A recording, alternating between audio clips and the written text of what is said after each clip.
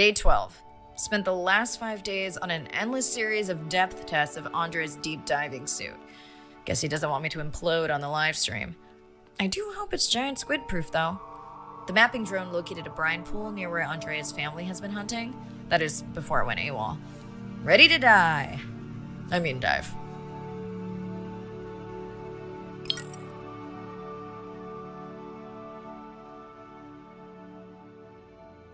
I'm in and okay.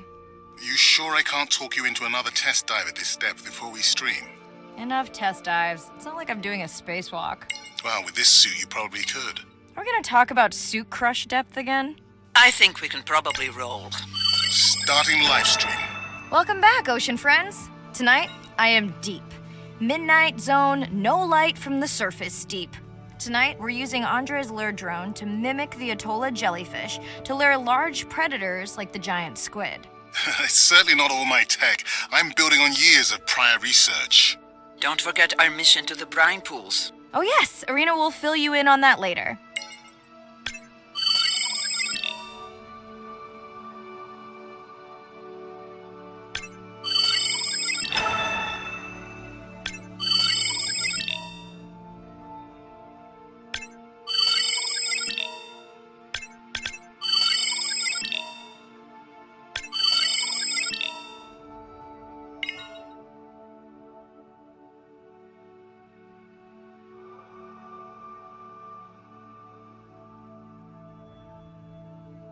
Okay, Andre, how do I find the lure drone? Look for blinking red lights in the water column.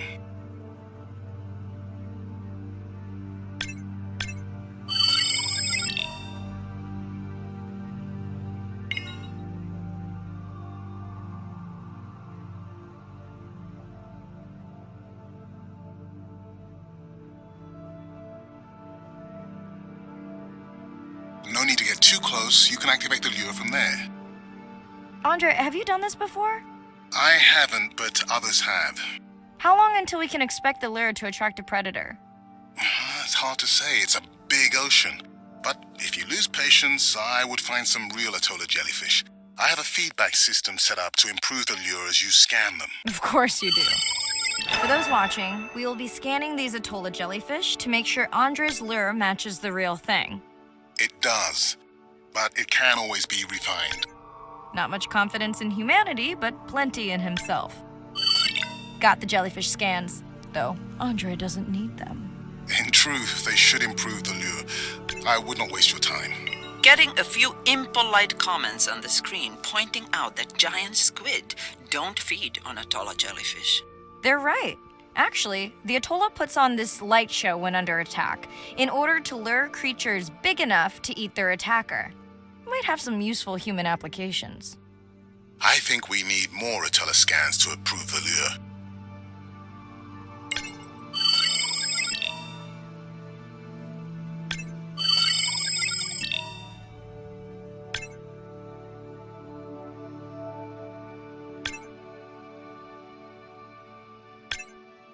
Okay, whose idea was it to live stream this particular dive? I am glad I can't see the comments. I would agree.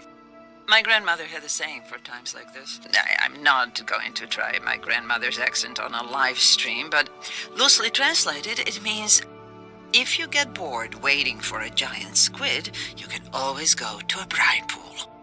That's a pretty specific saying.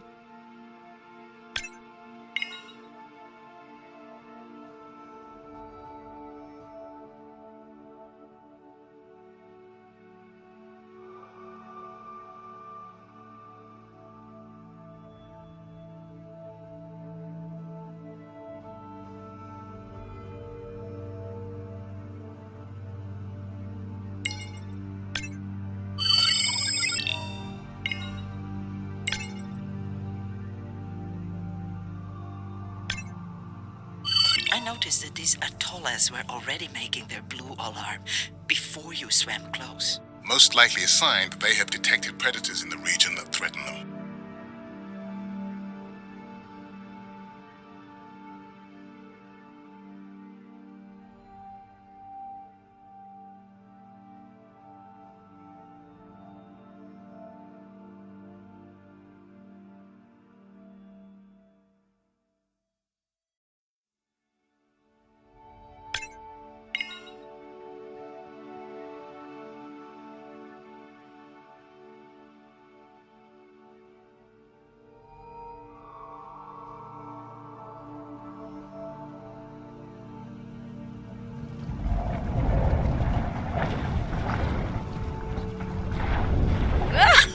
Chill. Whoa.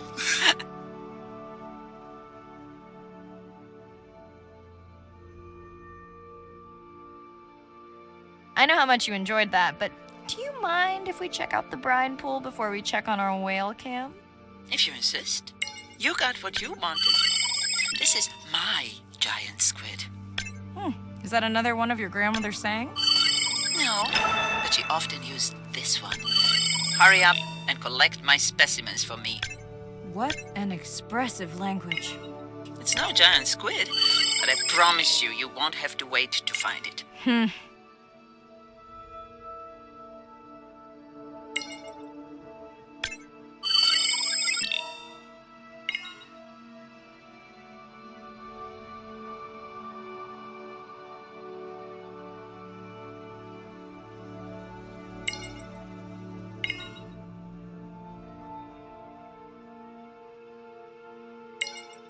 At long last, welcome to the brine pool. I know it's really a salt lake under the ocean, but it looks more like a witch's brew. I have been teasing Arena, but a brine pool is a diverse microenvironment within the ocean. It has its own ecosystem. And each one is unique. So that means the microbiology is unique and could hold groundbreaking solutions to human problems. Each time I take new samples into a lab here on this ship, it's this magical discovery moment where I tingle all over. I fund my own research so I can pursue what I know to be important. And people ask me, how much money are you going to spend to collect some bacteria at the bottom of the ocean? If these bacteria hold the cure for a disease that relieves even just a small amount of human suffering, how do you put a price on that? That is some giant squid.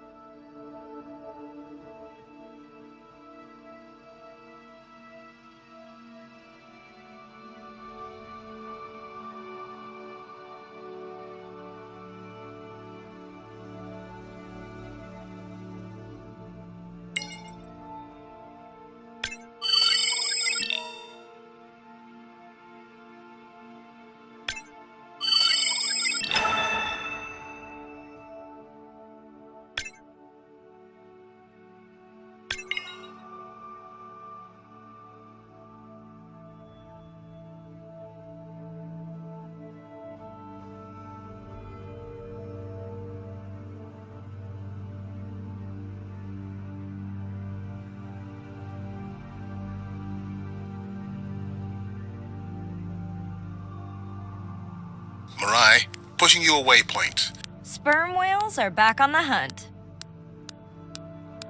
Look for the drones. They will seek out the sound of the sperm whales and then idle nearby. We hope that today, Andrea's tech will make it possible to document how a sperm whale hunts the giant squid.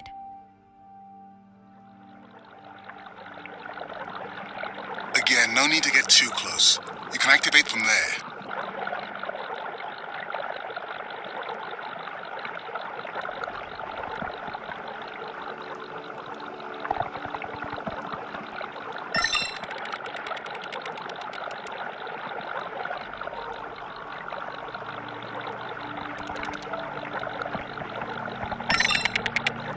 let's go tag some sperm whales so we can eavesdrop on their hunting. One of our viewers wants to know if there is a problem with the link, since the waypoints keep appearing and disappearing. No problem. The drones are in stealth mode, so they will only track the whales by sound. I better swim fast.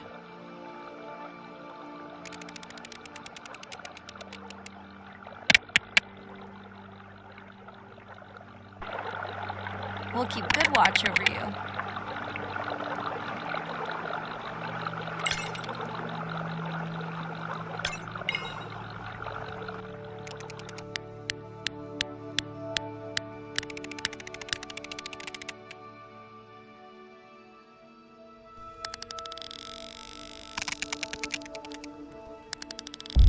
Whoa!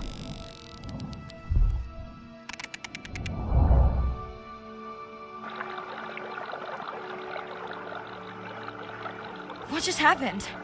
I think the squid knocked the camera right off. I had that camera feed in full screen on my visor, and for a second I thought it was lights out for me. Sounds like a good time for the sub to pick you up. Live stream out.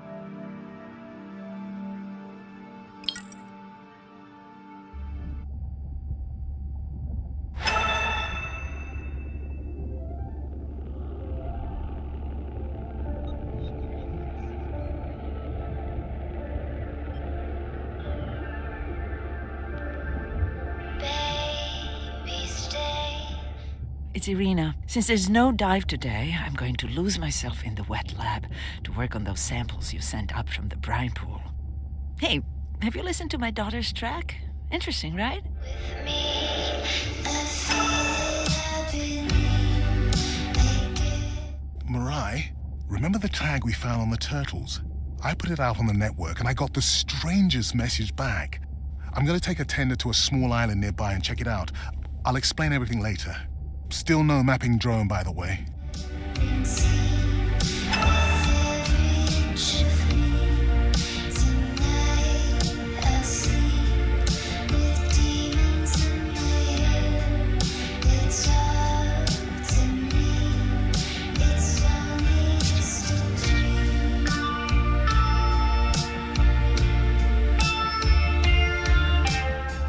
Hey, it's me. Nana didn't qualify for the study. Doctor says we missed the window. Whatever that means. Hard to tell what she remembers now. It's tough. Not sure my head's 100% there with school. Honestly, seems like a waste of money. Anyway, see you.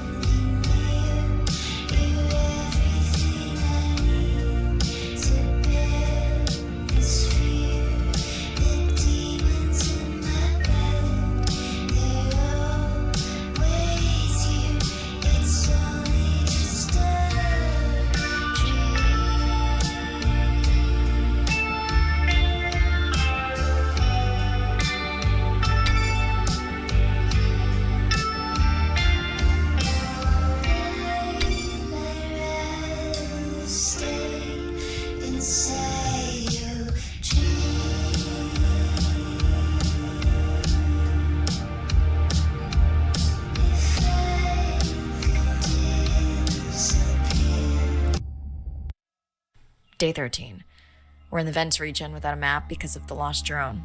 Diving blind, but I know these vents are important to Irina. We tracked a tag from our whale family here. I'm hoping it just fell off, as this would be an unusual place for a whale to be. Andre has the dive suit in safe mode, so I'll have restricted range. Head south to find the clearing for the sub pickup. Check. Ready to dive.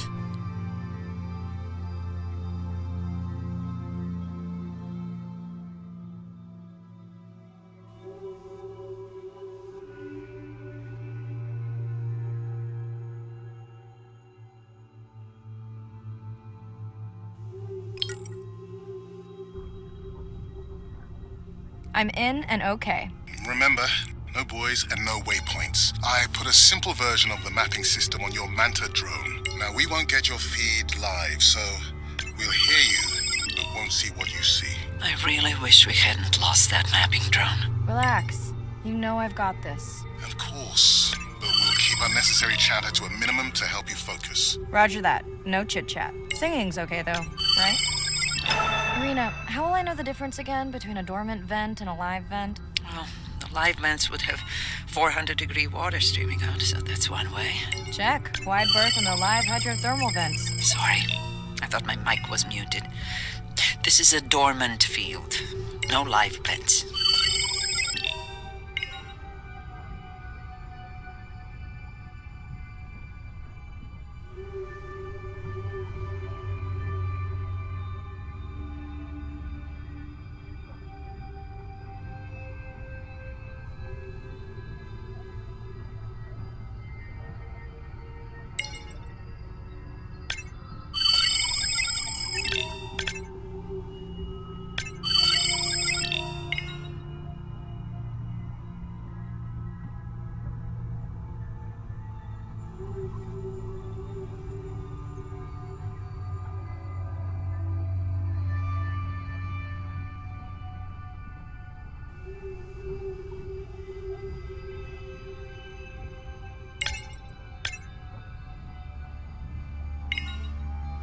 Neither of you are gonna believe this.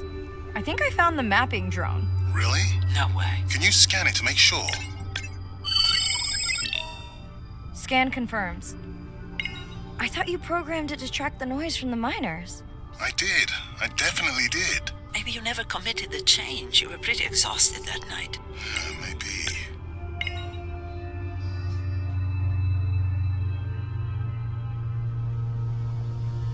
Okay, this dive just keeps getting stranger. How hot did you say that water typically is in a live vent?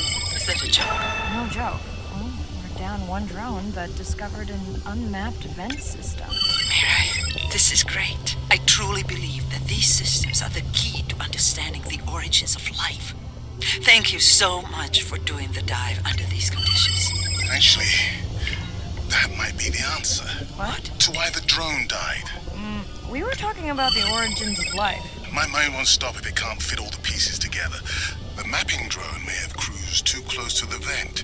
It's got more delicate equipment on its underside that are not rated for anything close to that temperature. You sound almost pleased. Well, it's better to know the flaws so you can fix them. I know we're giving me the silent treatment, but I think I just discovered a new species of octopus. Not sure I can confirm that with just one scan. Sorry, didn't copy that.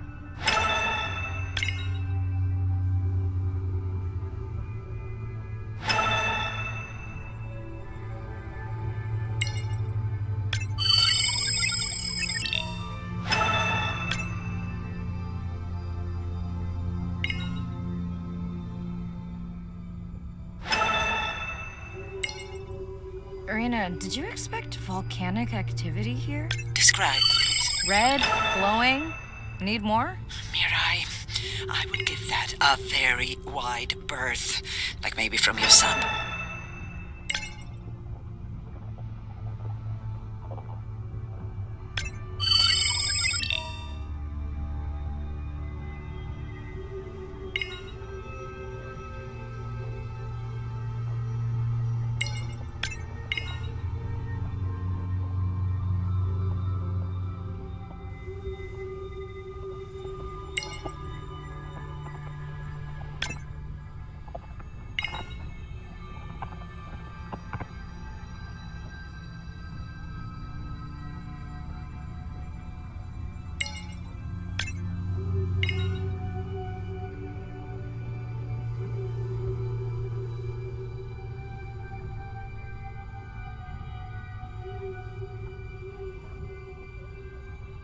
Are you kidding me? Describe, please. I can't. I mean, I don't want to. Mirai, you're making me uneasy. Seriously, we'll look at it together when I'm done with the dive.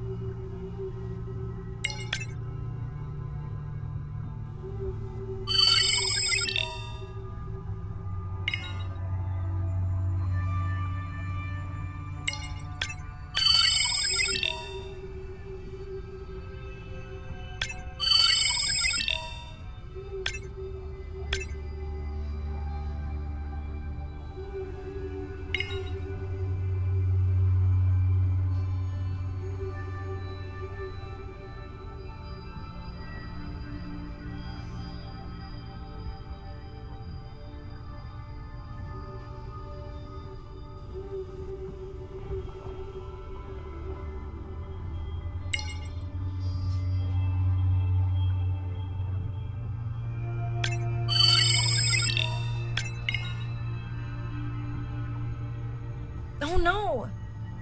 What happened to you? Were you sick?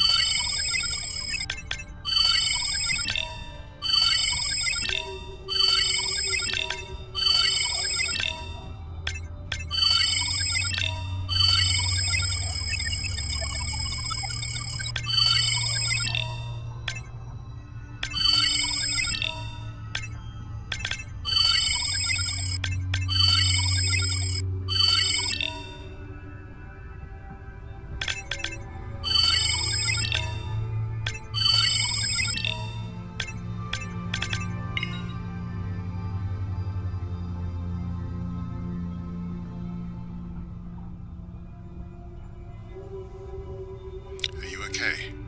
Just getting a few last scans.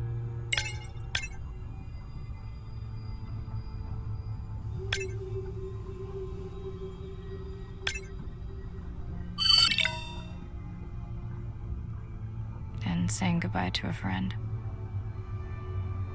Can you send the sub?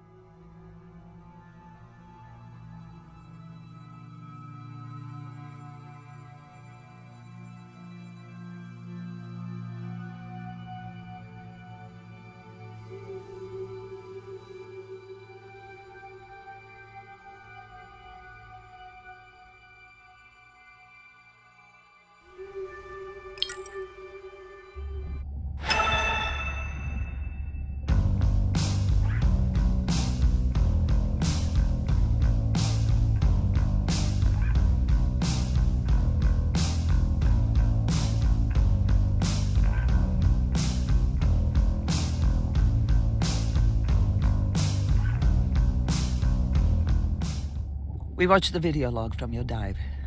I'm truly heartsick. I'm furious. Where should we start?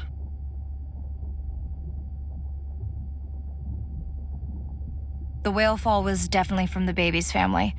The tail fluke was intact enough to scan it. But you are sure it wasn't the mother? It wasn't the mother. The ID matched another whale we know from her family.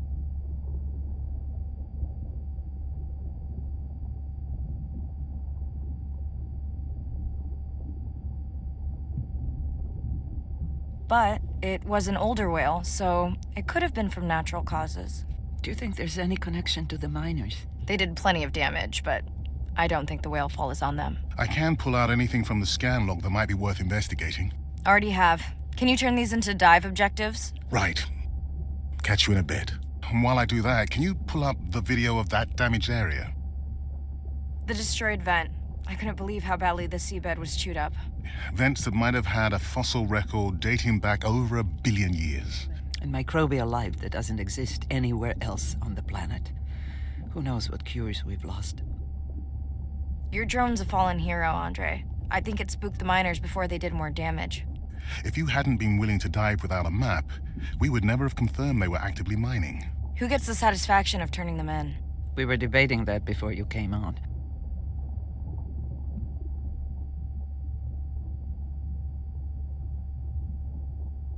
We should jointly report.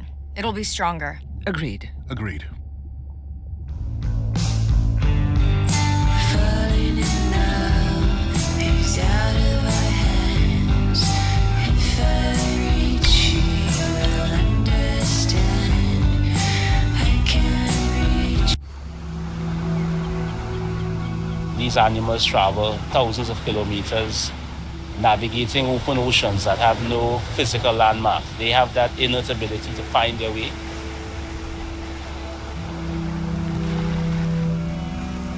They're only sharing our beach for a short point in time, but they need protection because man has brought an ancient species to near extinction.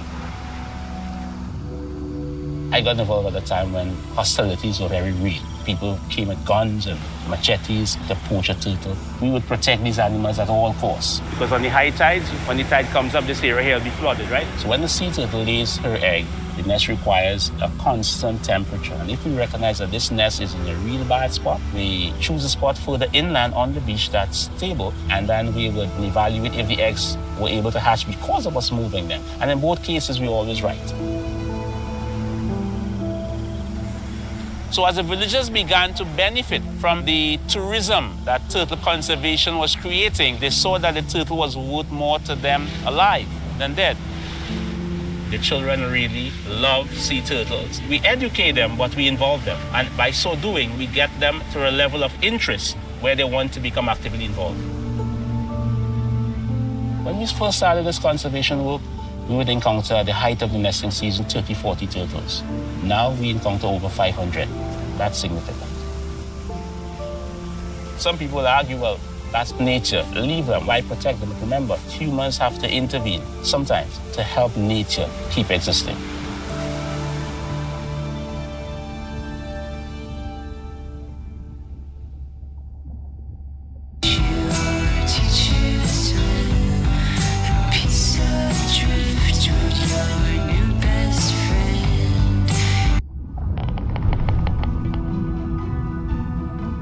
Sound to whales is everything. It's their hands. These are animals with the biggest brain on Earth and the most powerful sonic apparatus. They spend a lot of their time deep down. They're diving for an hour at a time in darkness. Just like a submarine is echolocating,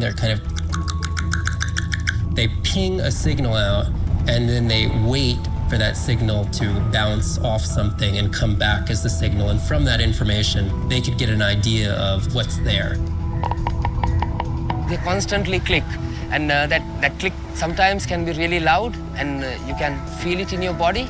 It's like going to a DJ and feeling that bass. Once I had an experience with a sperm whale. It clicked, my ears almost like bounced back. It's really an amazing feeling, you know. You don't develop a huge, complicated brain if you're not using it. Whales have little channels of communicating where they could talk to each other hundreds of kilometers away using sound. Sperm whales make clicks in sort of rhythmic patterns that we call codas. Any family might have 20 to 25 different coda patterns that they use when they're having conversations with each other. And some of them are unique to different places in the world. In the Eastern Caribbean, they make a lot of what we call a 1 + 1 + 3. That sounds kind of like this. And that's only ever been recorded in the Caribbean. And it's been identical for the last 35 years. These are really different ways of life that are being labeled by these coda patterns. In the same way that human language is kind of a shorthand for where you come from. You can make a lot of missteps when traveling simply by speaking incorrectly or introducing yourself differently. Do you hug? Do you shake hands? Do you bow?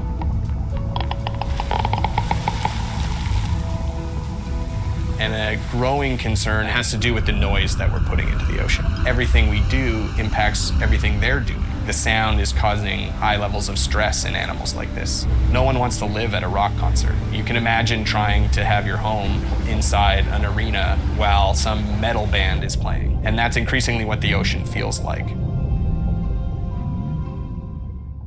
Keep you dry until you fall in. If I fade, I'll always be your friend. Find the Brine pools are amazing habitat. It's a lake on the bottom of the ocean. And it's this surreal seascape. Chemically, each one of them is unique. These brines undoubtedly contain bacteria, archaea, and viruses that are unknown to science. We know that they're incredibly rich in undescribed life forms. They have the perfect cocktail, the perfect recipe for life. These sites aren't just salty, they can be violent, characterized by eruptions and incredibly unstable conditions. So to live in them, you have to not only be hardy, but you have to be able to endure constantly changing conditions because not one day is the same.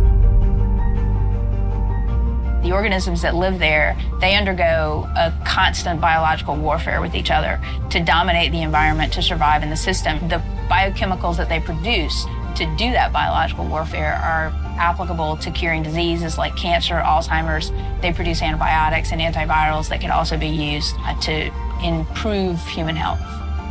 And we drop targets as we go, so we know exactly where we sample. Exploring these habitats is absolutely necessary because the metabolic potential there has the capacity to change the way we think about medicine, to change the way we think about antibiotics, based on our knowledge that we gain from studying these incredible environments in the deep sea.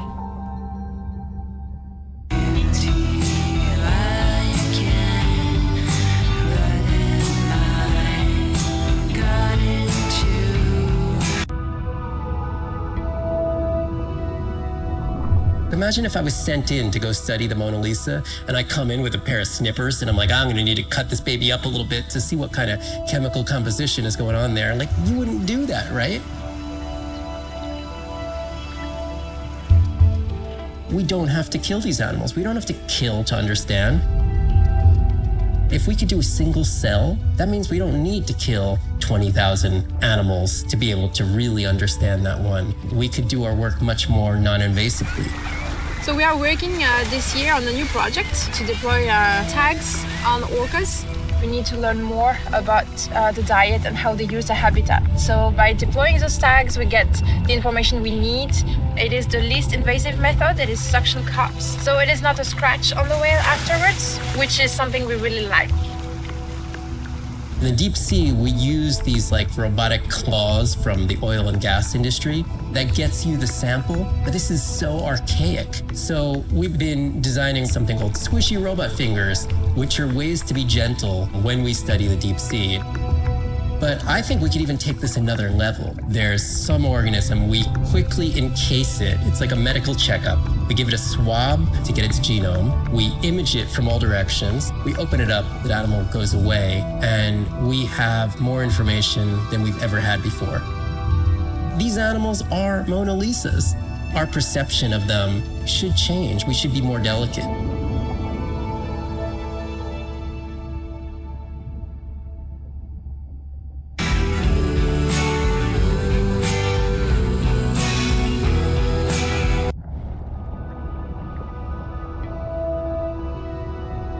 Hydrothermal vents are located on the seabed, often in deep water, but sometimes in shallower water. And they form in areas where new oceanic crust is being formed. You can have 400-degree water here and 2-degree water over here. It's an accelerometer for chemistry, and you can form organic compounds in the absence of biology. Everybody's interested in vents because of the metals, including humans. But the metals are sort of the nuclei for life. When you think about what's required for life, you've got to have an energy source, you've got to have a system that's able to utilize that energy source, and the organisms sort of co-evolve with the rock. And in my mind, that's probably how life originated.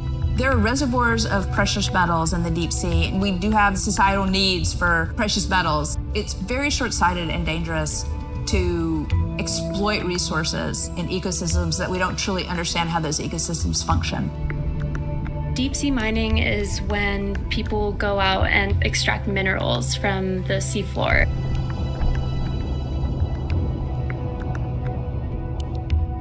People do this because a lot of the minerals that we have on land are actually being depleted, like copper and zinc, so we're looking to the ocean to get those minerals. We want these minerals for solar panels primarily, and we want them for cell phone boards. It's necessary to advance society and get us off fossil fuels.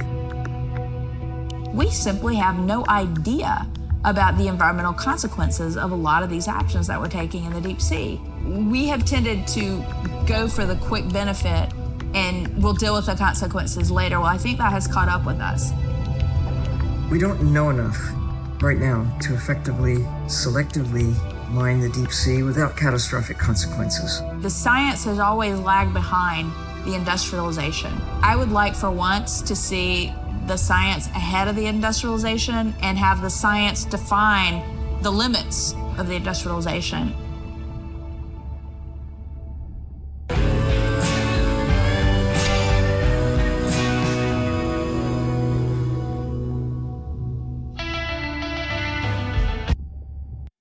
Day 14. Arena's analysis of the whale fall shows evidence of toxins from a harmful algal bloom. We have to find Andrea and her family and get biosamples. On a positive note, Andrea's side trip was a success. He found an amazing group of teens who have been nurturing the turtle population back to health. Running out of dive time, especially if I go home early. Ready to dive.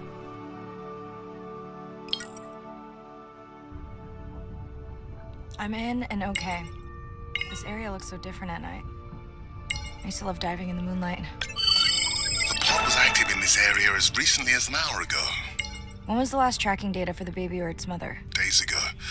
But they could be with the pod right now and just not making any noise.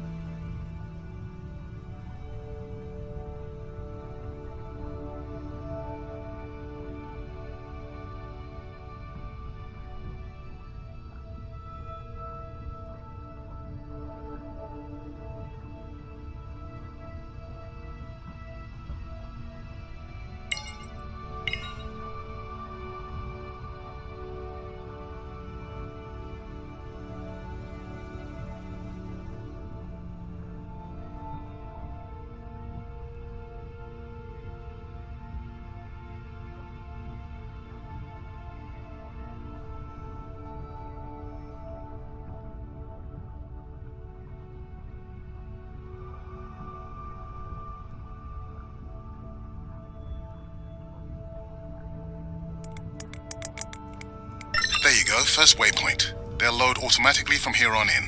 I have the Explorer drones patrolling to get as many eyes and ears looking for the pod as possible. Do I need the buoys? No, we'll use the hydrophones on the drones. They don't have the range or fidelity of the buoys, but we need speed. Thanks. Mariah, you know that no chatter rule was just for the vent area, right? I'm sorry? I think he's pointing out that you seem distracted. Sorry. I'm back. Talk to me about something positive, Andre. Were you able to make contact with the teenagers you were telling me about?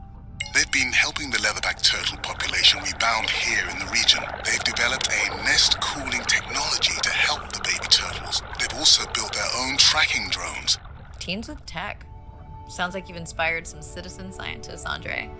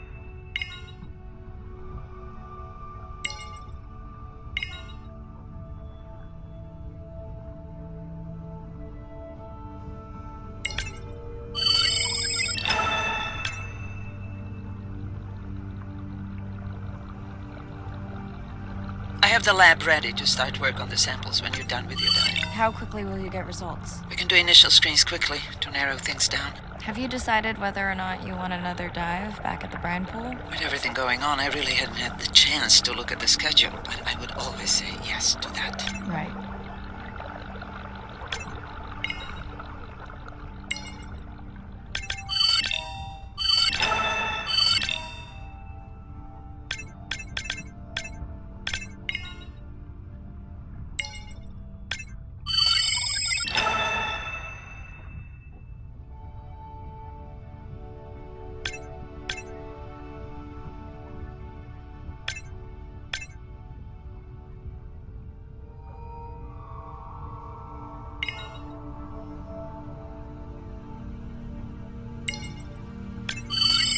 I found the underweight orca. If you can easily collect a sample, we might as well screen him for toxins and pathogens.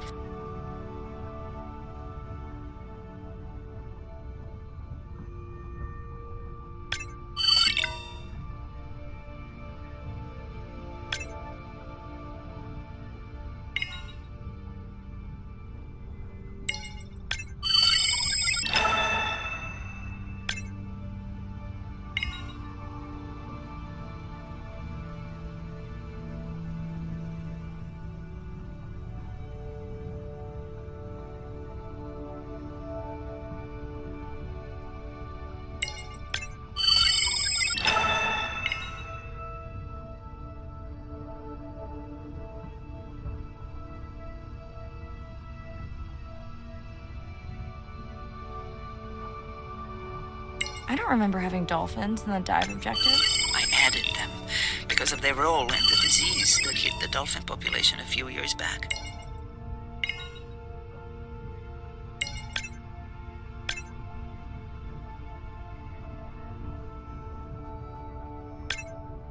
Done.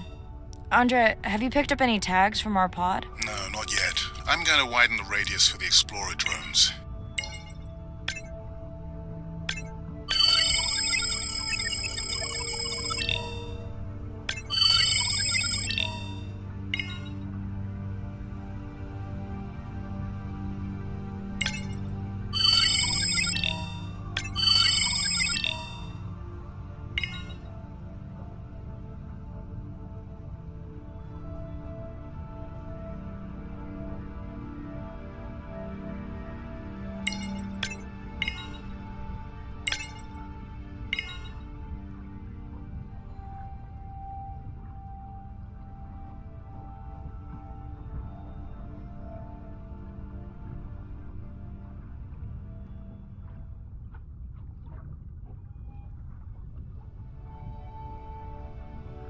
I'm near the waypoint and can hear a humpback singing, but I don't see it. I think I'm losing it.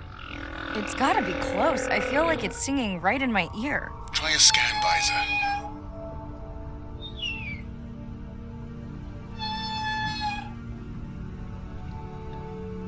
That's totally weird. I see a scan dot, but nothing's there. I think the humpback is invisible. Sorry, I'm afraid I'm the invisible whale. I'm definitely losing it. I thought you just said you're an invisible whale. Well, not me. The humpback song I generated. You're at a playback station. It's pretty small on the buoy line, but in the dark you probably can't see the line. Well, it must be pretty authentic. At least enough to convince your drone. Mirai, have you heard back from Ren yet? No. Is Ren okay? Rai, are you there? I'm not sure. Pardon? I meant about Ren. I don't know. We had a fight right before I left the sub. Do you want to call her now? I can patch you through. Seriously? Here? Well, I have to watch your video feed for safety, but I can mute your audio track for privacy. Wow, I've never talked to her while I was diving. No, I'll wait for the sub.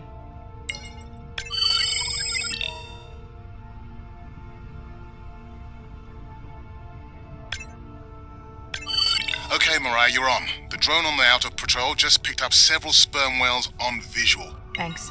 No sound alerts at all. They're being awfully quiet.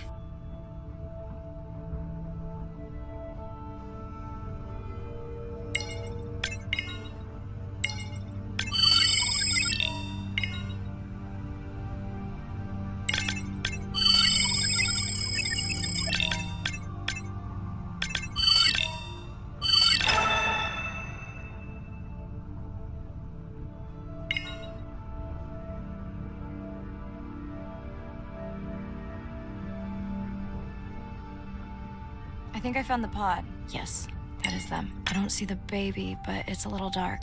Why aren't they moving? They're sleeping. I had no idea. They look alien, but beautiful. If you don't mind, I'm just gonna mute my comm while I get the samples. I don't think they can hear us through your visor. I think she is the one that is needing some quiet. Thanks, Serena. Catch you at the sub. Mariah out.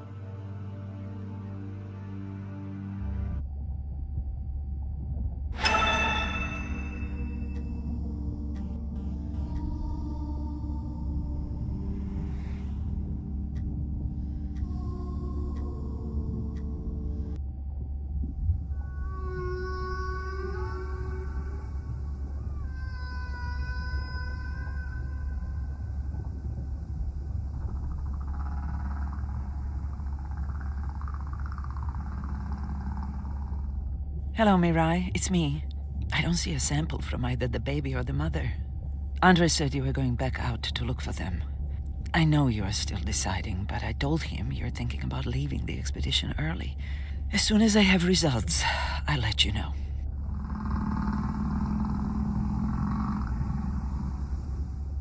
Mirai, I think I have a location for the mother and baby. They were spotted just outside the research zone by those teenagers I was telling you about. Now, I don't have much data, but the report doesn't sound positive. I'll let Irina know as well.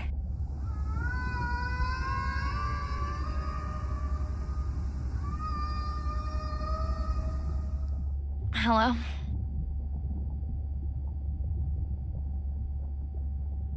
Is now a good time?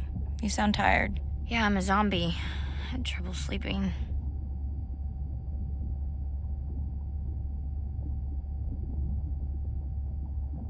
Did the doctor say anything other than Nana missed the window? Not really. Did you ask him the questions I sent? Didn't seem to be any point. Listen, I'm exhausted. I'll catch you later, okay? Bren, please don't hang up. Bren? Okay.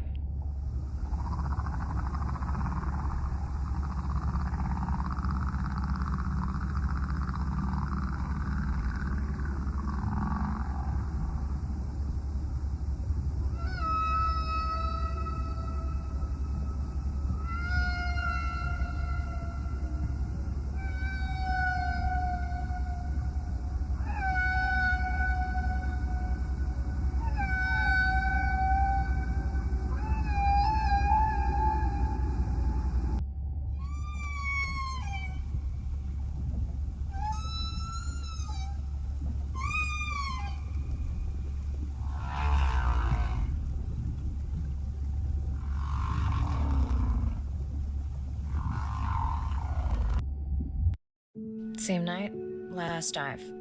We're near the coastal area where Andrea and her mother were last spotted. Suit checked and rechecked. Can't risk any exposure in case the bloom hasn't completely resolved. Hard to swim after absorbing neurotoxin. Seriously. Diving now.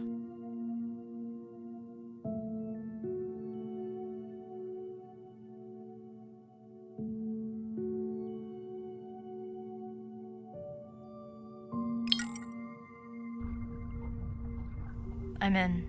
Mirai, are you sure you want to do this dive? I'm okay. And you're sure you want to record in our streaming format? Yes. Ready? Recording now. Tonight we're recording from the open ocean in the Western Pacific. For those of you who are returning, we're trying to get an updated status on the mother and baby sperm whale that we've been following on our stream.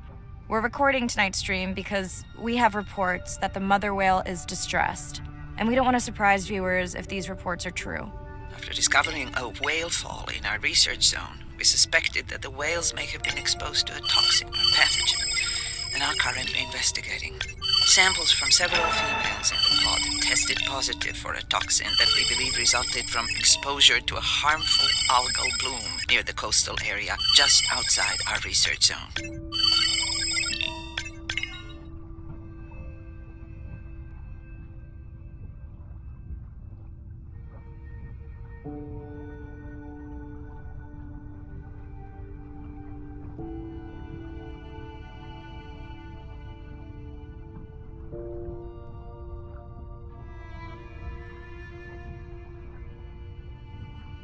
As I approach the whales, I'm going to turn off my mic, but keep on my video feed. No.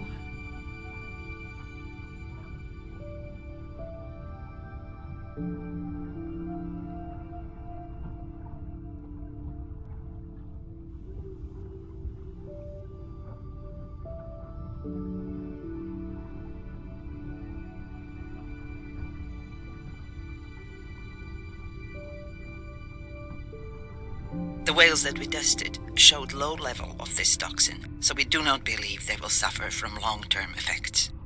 However, we expect that the mother whale was exposed to a higher level. It was also more vulnerable because of her pregnancy.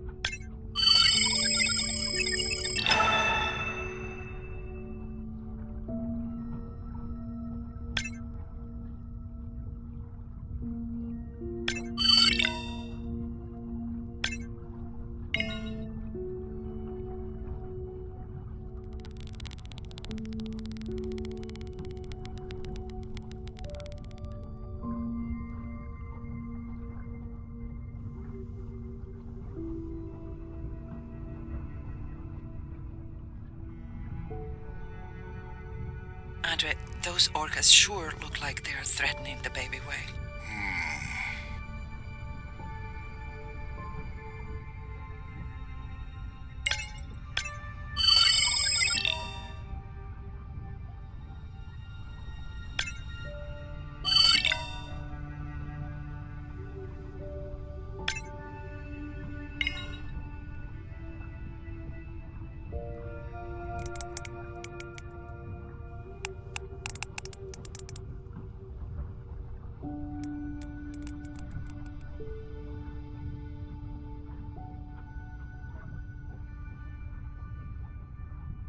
Stay close to your aunties. They know the way.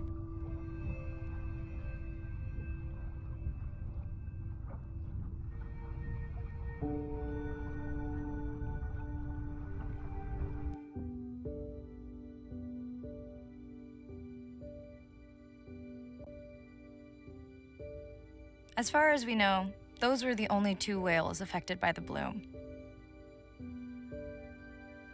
With all of Andre's technology genius, he still hasn't invented a way to be in 2 places at the same time. Before my flight home landed, Irina and Andre had already confirmed the location of the harmful bloom. I stayed close to home with Nana until she passed the next year. Ren moved in with me to save money while she finished school, which was great. Mostly. It was Ren's idea to keep the live stream going remotely using one of Andre's drones. But it was my fabulous idea to have Ren join the stream to choose the questions from the audience.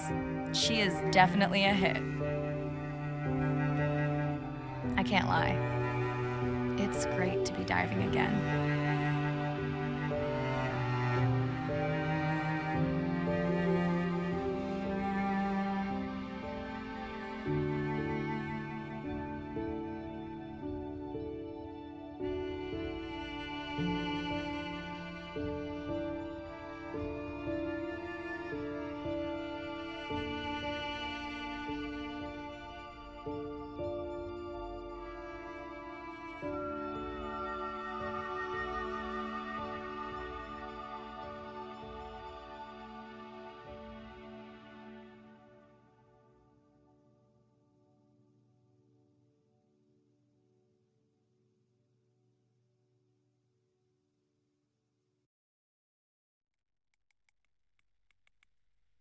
While I was away, the baby became an auntie.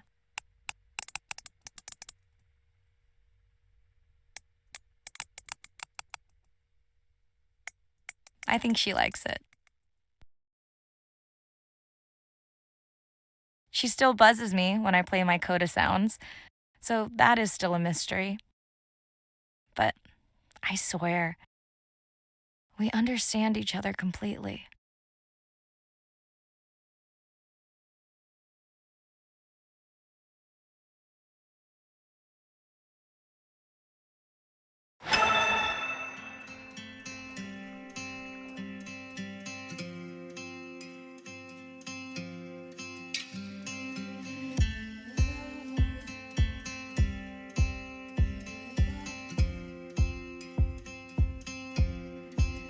Like a stone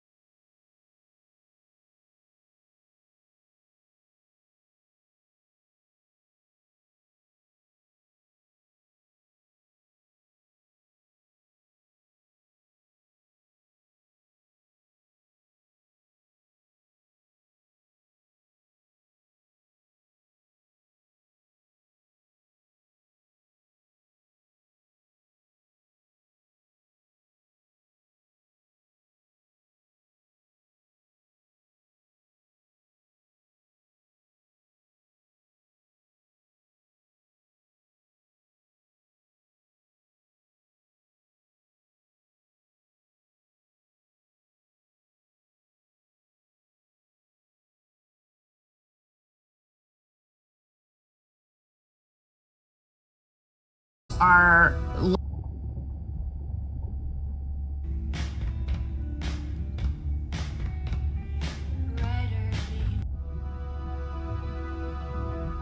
I study things that are beyond their wildest imaginations, and that I see things that are brand new to science and to people and to humanity every day.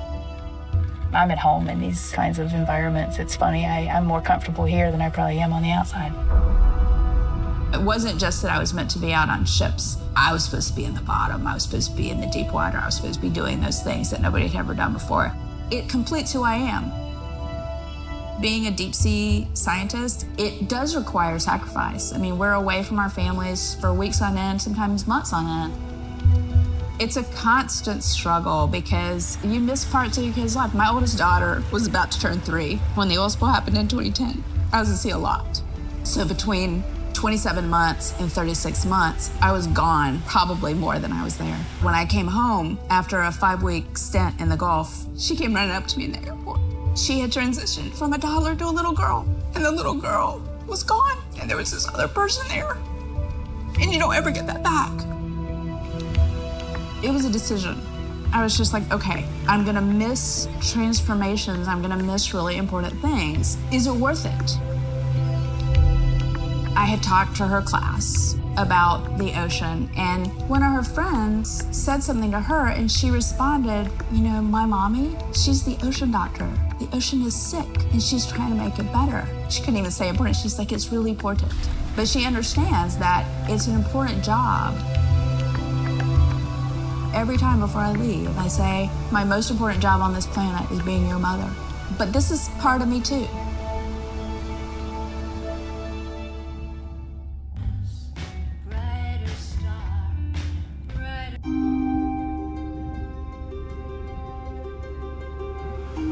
We're burdened from a time when we thought the ocean was too big to fail. You can't take anything for granted. Even though the ocean is so big, it is sensitive. The oceans are the kidneys of the earth. They recycle material and filter it out. Most people don't know that. They're not aware. They see the ocean as a sewer that they can dump anything into, and it's out of sight, out of mind. Nothing is out of sight, out of mind on this planet. Everything is connected. We are absolutely in this mix of biogeochemistry, and our role so far has been consumptive and destructive. If we are to continue to have a planet that works, we have to heal the harm we've caused. What's the worst case scenario if we deny that the climate is changing, but actually it is, and we do nothing? Then billions of people's lives will be directly affected just by sea level rise alone, let alone the other effects of climate change. So it's not about who's right, it's about the consequences of being wrong in the decision that we make right now. Educating everybody from school children, fishermen, tourists, if we can manage to do that, we have a very good future and we can gain a lot from the ocean. If we could establish the foundation for interspecies communication, we can make first contact. And that's where I hope the future goes. Because what we really want is curious, conscientious, and a self-correcting population. You changing can affect all the people around you. To walk instead of drive, to buy a hybrid, to ride a bicycle, to not use single-use plastic. Imagine if everybody did that. The effect would be tremendous. We do have the power of choice about what we eat, what we wear, how we travel, all the things that we do in an everyday way, times 7 billion, will make all the difference in the world. We must protect the ocean as if our lives depend on it, because they do.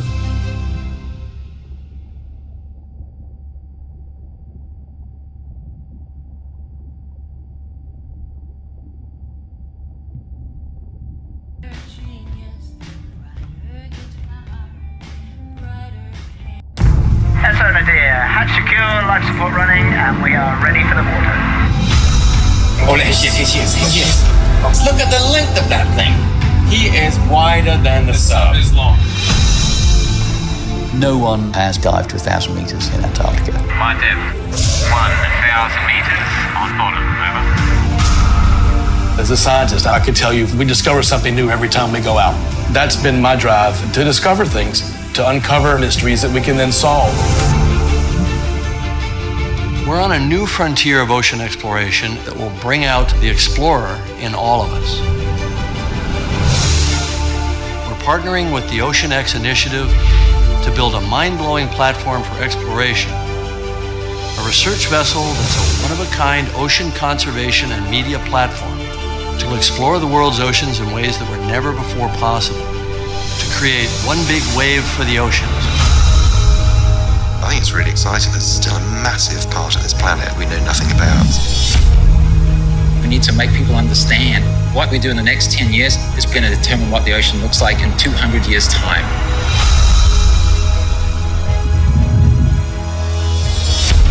Audiences glued to Blue Planet 2 have been starkly reminded of the problems of plastics pollution. 50 years ago, Jacques Cousteau and the Calypso managed to capture our imagination. Somehow we lost that moment. We have to get back that personal connection to the sea. The greatest era of exploration is still ahead of us. Exploring the ocean can help provide a piece to the big puzzle.